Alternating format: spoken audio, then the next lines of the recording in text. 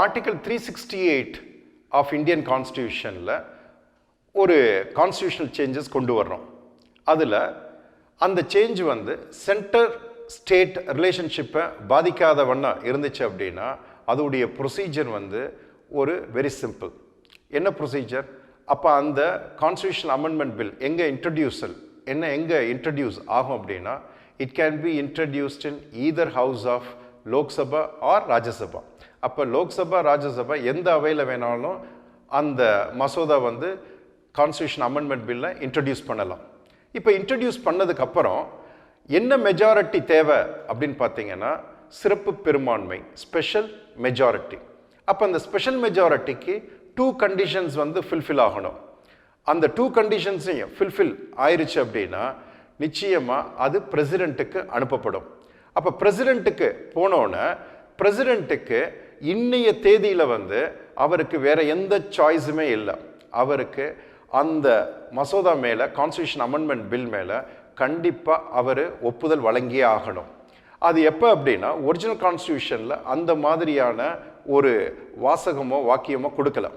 But பின்னாடி பிரதமர் இந்திரா காந்தி காலத்தில் என்ன பண்ணாங்கன்னா 24th கான்ஸ்டியூஷனல் அமெண்ட்மெண்ட் ஆக்ட் 1971.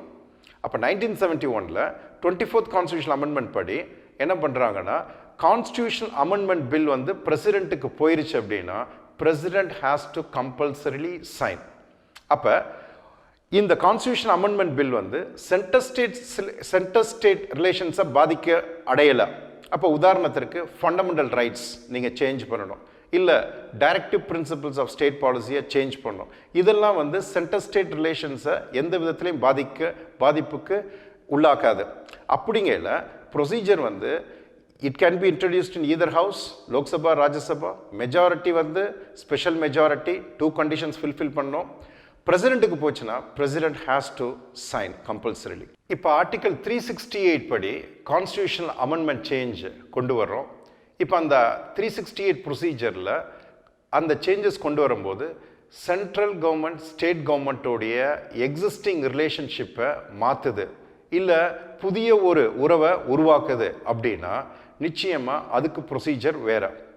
அப்போ சென்டர் ஸ்டேட் ரிலேஷன்ஸை வந்து பாதிக்கலை அப்படின்னா இப்போ உதாரணத்திற்கு ஃபண்டமெண்டல் ரைட்ஸ்லையோ இல்லை டைரக்டிவ் பிரின்சிபிள்ஸ் ஆஃப் ஸ்டேட் பாலிசியிலோ ஒரு சேஞ்சஸ் கொண்டு வந்தீங்கன்னா அதுக்கு ப்ரொசீஜர் வந்து வெரி சிம்பிள். அந்த constitution amendment bill it can be brought before both houses of parliament, either house of parliament, Lok Sabha Rajya Sabha. Majority வந்து ஸ்பெஷல் மெஜாரிட்டி. நெக்ஸ்ட் வந்து president, it goes for president signature. இப்போ இந்த ப்ரொசீஜரில் புதிதாக என்ன மாற்றங்கள் கொண்டு வரப்படுது அப்படின்னா before presenting to the president, அப்போ லோக்சபா ராஜ்யசபா ஸ்பெஷல் மெஜாரிட்டியில் பாஸ் பண்ணோன்னே இப்போ இந்த மாற்றங்கள் வந்து சென்ட்ரல் கவர்மெண்ட்டையும் ஸ்டேட் கவர்மெண்ட்டையும் பாதிக்கிறது மாதிரி இருந்துச்சு, இல்லை புதுசாக ஒரு உறவை உருவாக்குற மாதிரி இருந்துச்சு அப்படின்னா it has to be sent for consent of the states. அப்போ மாநிலங்களுடைய ஒப்புதலுக்கு என்னது அனுப்பப்படும். எப்போ லோக்சபா பாஸ் பண்ணி ஸ்பெஷல் மெஜாரிட்டியில், ராஜ்யசபா என்னது ஸ்பெஷல் மெஜாரிட்டியில் பாஸ் பண்ணோன்னே it should be sent for consent of the state. Consent of the state எப்படின்னா இன்னைக்கு மெஜாரிட்டி ஆஃப் த ஸ்டேட் வந்து அதுக்கு ஒப்புதல் அளிக்கணும்.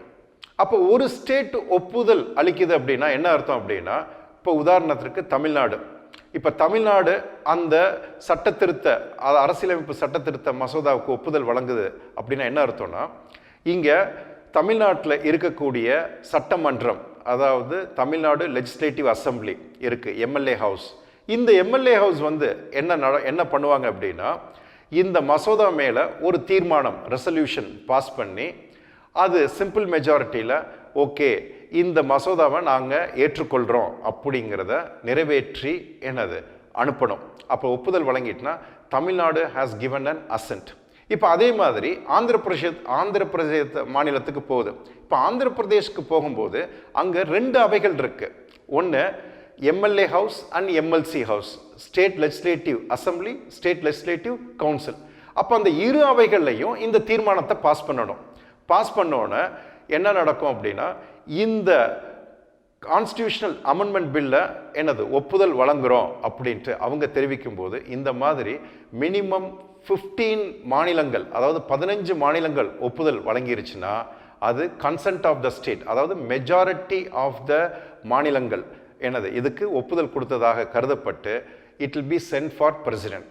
பிரசிடென்ட்டுக்கு போகையில் அவர் கண்டிப்பாக ஆர்டிக்கல், அதாவது அமெண்ட்மெண்ட் 24th கான்ஸ்டியூஷன் அமெண்ட்மெண்ட் படி கண்டிப்பாக அவர் ஒப்புதல் வழங்கியே ஆகணும்.